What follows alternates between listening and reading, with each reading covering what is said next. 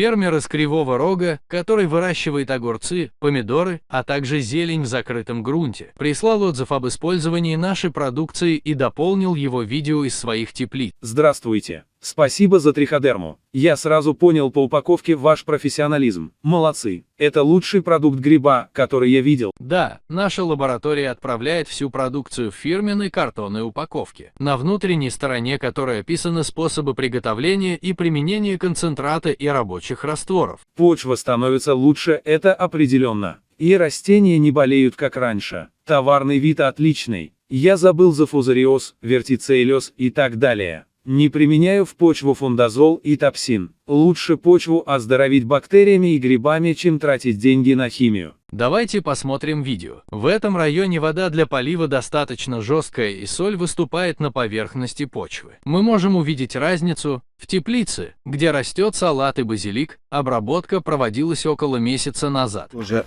давно вносилась, и получается, где соль, светлый налет намного светлее.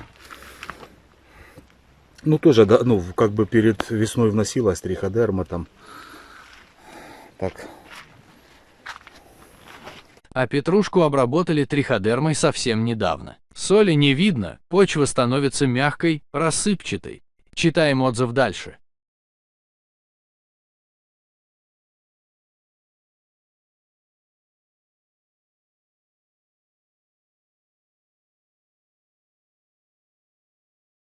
У меня ни на одном растении нет проблем с корневыми гнилями и фузариозами. Это уже для меня весомый показатель их работы. Ну и уменьшение фунгицидных обработок – это тоже большой плюс. Зелень вся выращивается на биопрепаратах, и они справляются с болезнями и вредителями.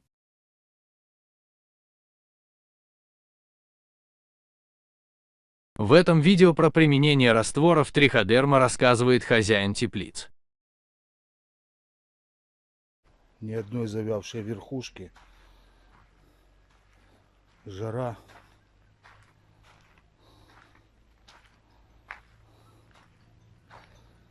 Он себя нормально чувствует. Постоянно вносится 2 раза в неделю триходерма. Вот работа их на почве. Видно. В теплице ни одного растения не было с корневыми гнилями или проблемами.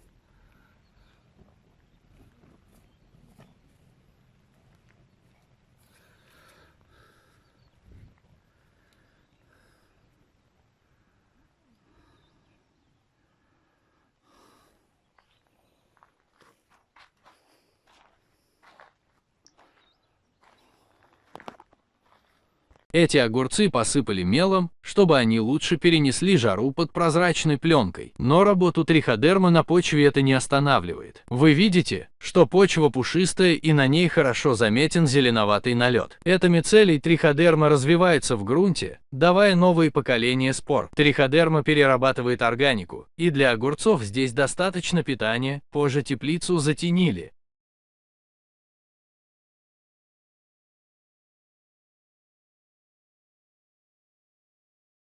Не было рыхления, и вот работа вот этого всего дела. Бактерия, триходерма, все в куче. Вот как она. Вот почва. Только соль выступает сразу. Белый налет превращается, съедается. Как видите, такого же качества почва и на томатах.